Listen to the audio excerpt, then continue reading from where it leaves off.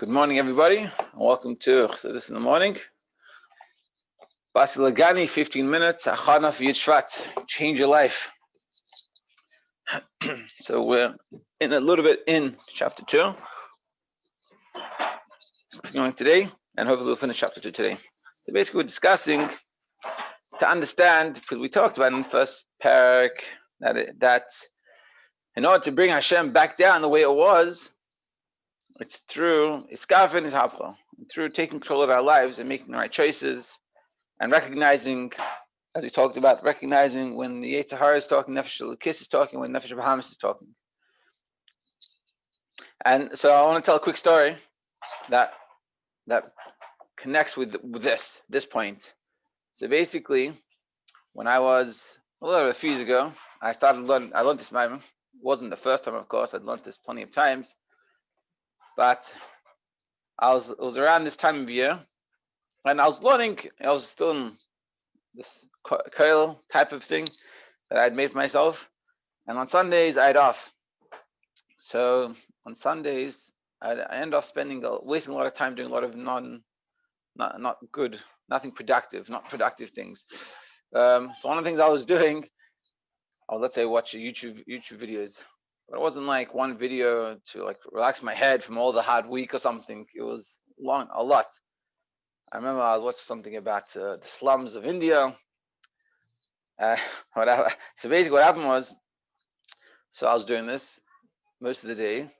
And then at the end of the day, at like 4 o'clock or something, my wife, Michal, she comes to me, she says, Sharon, go learn something. I was like, go learn something. Why?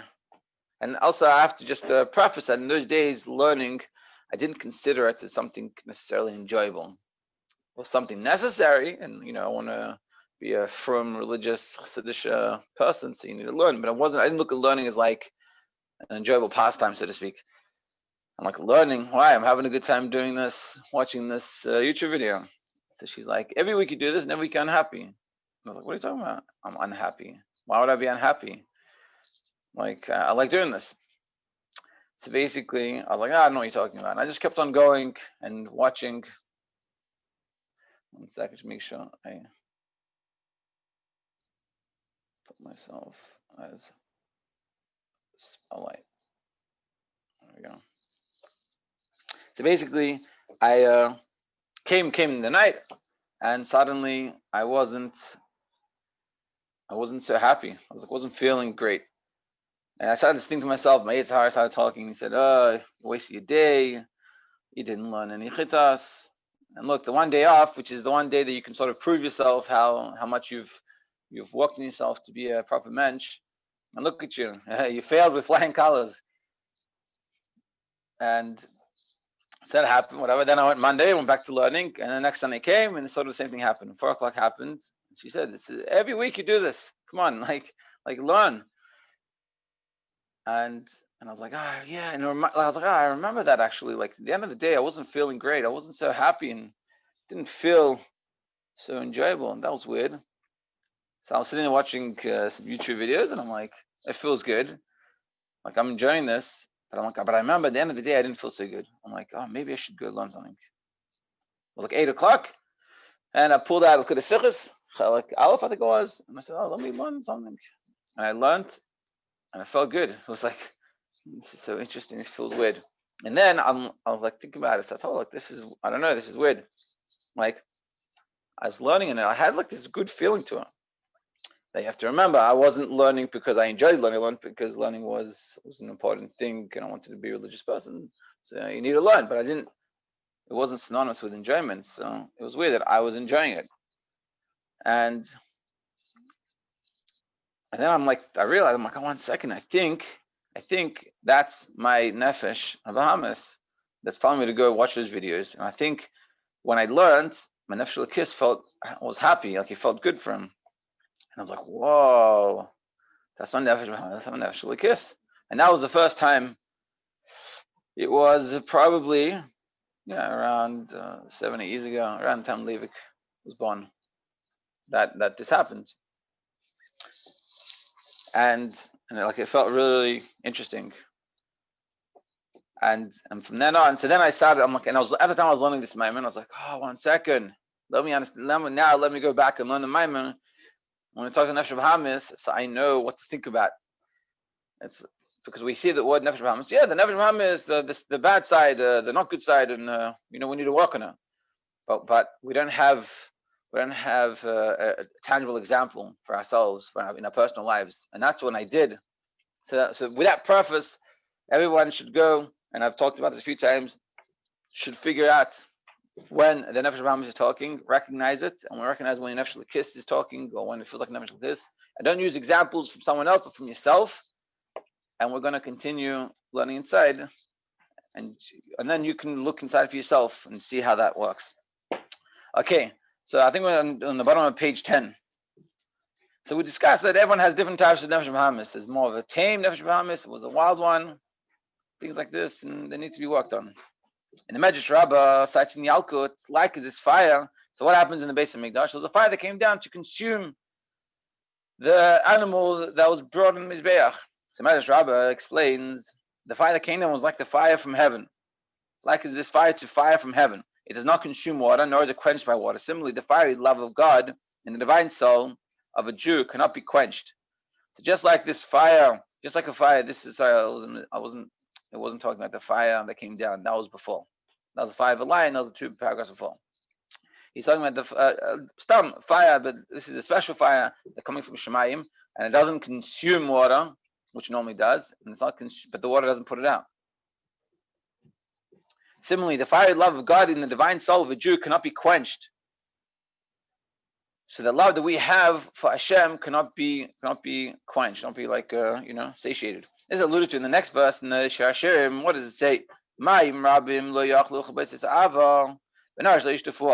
the many waters won't be able to extinguish the love that a Jew has for godliness, and the rivers won't be able to wash it away. Now, this is a reference to turbulent waters, which are the waters of making a parnasa. This is what the waters you have of life, trying to survive, trying to make money, and trying to do all the things we need to do to live. And other confusing disturbances that distract the person from the divine service, and different things that distract us from being able to serve Hashem and do Torah mitzvahs. It could be, different thoughts, like negative thoughts on ourselves. I'm not good enough, let's say, chas v'shalom, we think that no one's going to marry me, something chas v'shalom like this, and it's like, it's not worth it, or I'm not good enough, I did some avera, whatever it is that pulls you down from being able to serve Hashem. So he's saying that can never extinguish the love that we have for a yid.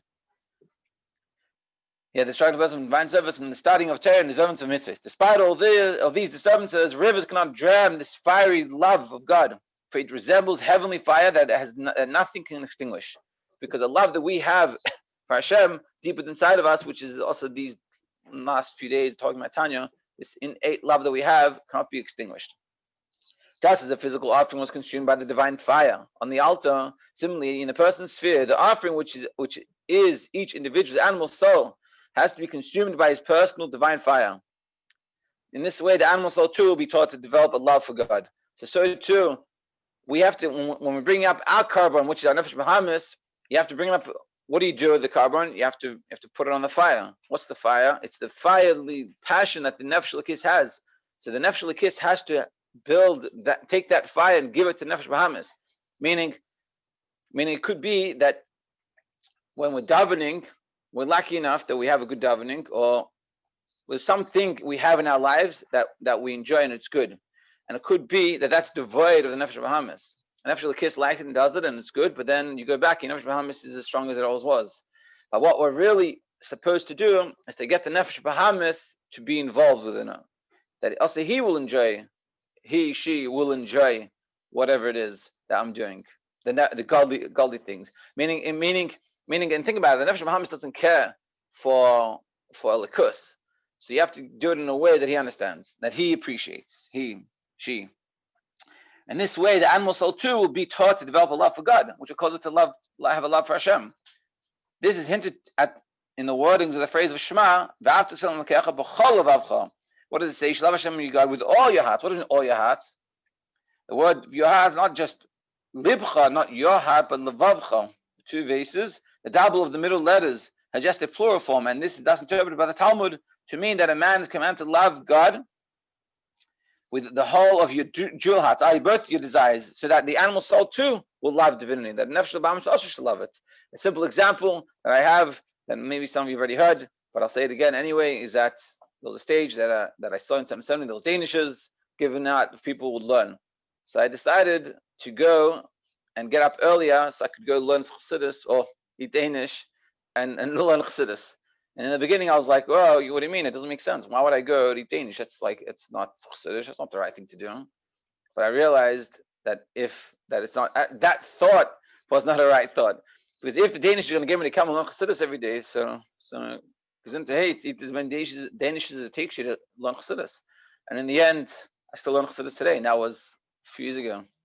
Wow, that was like about 4.5 years ago. I'm still learning Chassidus since then, and I've learned a lot since. I learned Tanya 4 times because of that. So the point is, you're getting the Nefesh HaBehamis involved, and so that therefore it's very easy to get up. But the Nefesh HaBehamis wants to get up. The challenge in life is when we have duality.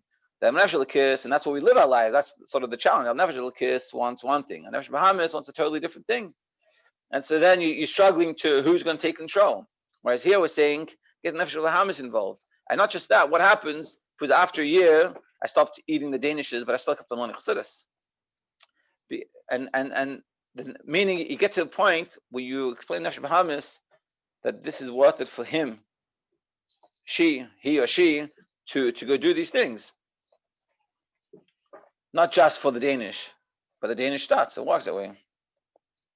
This comes about through the enclosement of the divine soul within the animal soul. For initially, the animal soul has no knowledge of divinity nor any sensitivity for it whatsoever. Nevertheless, when the divine soul, which is enclosed in it, meditates on spiritual concepts in a manner in which animal soul can also comprehend, and this is such an important point. When you think Chassidus, when you think of the idea of Chassidus, you learn to Maimon, you have to be able to explain it to your animal soul. How does it make sense for your animal soul? The animal soul doesn't really care so much, and you have to teach him to care. And to be understood, the Nefesh HaBehamis is not evil. He's just selfish. He doesn't care about the things that Nefesh HaLekis cares about. Chassidus explains that the Yetzer Hara doesn't want the benefit for you. Nefesh HaBehamis doesn't want your life to be miserable. He just wants what he wants. And he has no, like he's saying here, he has no concept, no musig of elikus. Godliness he doesn't see that. He sees a physical world. He sees making money, eating good food, and having a good time. You have to explain to him how you can do those things, or how really the best thing for you, meaning the Nefesh HaBehamis, is to come and learn, is to come and daven, is to be nice to people, to be nice to ourselves, and to speak nice to ourselves, and eat healthy, and go to bed on time, and wake up on time, and learn every day, and then do Avos Yisrael, and do Miftzayim, do Tzedakah, and things like this. We have to explain to our Nefesh HaBehamis, but again, like you said in the beginning, we have to recognize the Nefesh HaBehamis. If we don't recognize, we can't talk to. You can't talk to an imaginary person, and you have to realize who the Nefesh HaBehamis is talking within you. And when you know that, then you can start having that conversation. What happens? The animal soul draws near to them. As explained also, the pervasive impression is thereby made upon it that divinity is comprehensible. So you explain to Nefesh HaBehamis, he understands. It's like, okay, that's interesting. That's a good idea. I do want to have a good life. I want to have a good life. You're telling me if I eat junk food, it's going to destroy my life, make it very unhealthy. That's not a good idea. So I should eat healthy. You're telling me that my makeup is that I'm meant to be learning Torah, and learning Torah is the mission what Hashem gave me. Interesting. I didn't know that. Okay, fine. What do we need to do? And this is the discussion you have in Nefesh HaBehamis. This continues to the point that the animal soul is transformed from its bestiality. It is elevated and consumed by a fiery call of the divine soul's yearning for God. And this comes, and Nefesh HaBehamis starts to start, oh, wow, okay, I get it. And he starts to understand this. But it's more than that, as he's going to explain. Just as the animal offering on the base of Mikdash was consumed by the fire of the altar, this is the sublimation spoken of in the verse, there are many harvests in the strength of an ox. Meaning like this. When you have your Nefesh HaLekis, it's so to speak like a person. Person is not that strong. So how many times can we plow a field? Maybe once we'll plot, so we better do that more than once. An animal, an ox is a gory ox. We talk about an ox as a wild thing, it's an issue. But the ox can plow the field day in, day out. He's strong, as they say, strong as an ox. Now we have to understand our Nefesh HaBehamis is an ox. And we have to, and when we get the Nefesh HaBehamis involved, so then we could go day in and day out. Meaning, if you have just Nefesh HaLekis wanting to come and learn Chassidus, but Nefesh HaBehamis doesn't want to come and learn Chassidus, it's not going to last very long. Whatever you want to do, the ultimate challenge, the ultimate goal is to explain to your Nefesh HaBehamis to do that's beneficial for it, and that's how you do it. You can start off by bribing it, so to speak. It doesn't have to be just with the food. You can bribe by explaining to it that it's just it's better for it, and it'll enjoy it. But and then ultimately get to deeper levels of it. But that's the goal, is to recognize Nefesh HaBehamis, recognize when he's talking, recognize how I need to explain to him in a way that he can understand what needs to be done. In the Basi Mikdash, one of the purposes of the offering was the refinement of the world. One of the reasons why we brought the Karbanos was to refine the world. We said in the beginning that when you brought carbon, that carbon refined all animals in the world. The offerings of a physical sacrifice cause the godly spark invested within the mineral, as we're saying here, in the mineral, vegetable, and the animal components of the world to be refined and elevated. Similarly, the offering of a spiritual sacrifice within oneself refines and elevates the animal soul and transforms the darkness to light. So too with us, when we do this, when we convince the Nefesh HaBehamis in this one area, it affects the Nefesh HaBehamis totally. It becomes more sensitive to godliness. The ultimate extent is that your Nefesh HaBehamis is coming along with you and he's helping you along. Just like, trying to get anywhere in the olden days without a horse took a long time, but use the horse, you can get very far. So to get on Nefesh HaBehamis, you can go very far. And even more, the whole purpose of the Nefesh HaLekis coming down, as explained, I think you said it in Tanya. I think you said it in Kushit Tefillin. The whole purpose of we did, I think, the whole purpose of the Nefesh HaLekis, it wasn't for itself, is to refine the Nefesh HaBehamis and to get the Nefesh HaBehamis involved. And this is what you need to do. In this manner, they should make me a sanctuary and I should dwell within them, within each individual. And when we do this, we work on Nefesh HaBehamis to get it involved. So then you're making a big Basi Mikdash. This is accomplished through his divine service subordinating his animal nature, particularly in the manner that leads it to transformation. For then, as the Zohar states, when the Sitrach is subdued, the glory of Hashem rises thereby and is diffused throughout all the worlds. This refers to the revelation of the transcendent light, which is called Shevat, as explained in the first parak, first chapter, that through doing this, through subordinating, through iskafia, and ultimately his hapcha, and transforming yourself, that causes the level of Sefer Kolman, which you talked about, to that level of transcendent light, like the teacher teaching, that's equally to everyone, to come and express itself in this world. So, Kitzur, the summary, this chapter explains the parallels between the offering of a sacrifice in the Basi Mikdash and an individual's divine service of self-refinement. It emphasizes that drawing near to God depends on one's sacrificing something from within himself. Meaning, we discussed the fire from above, i.e., the way in which the godly soul, enclosed as it is within an animal soul, teaches it to share its love for God. So ultimately, that's the purpose, to get on Nefesh HaBehamis, to love God. But in order to do that, we have to recognize what Nefesh HaBehamis is. And the homework is to recognize, to try to figure out when the Nefesh HaBehamis is talking, when the Nefesh HaLekis is talking. Everyone, I hope you have a good day. It was a little long. Sorry about that. Let me stop the recording.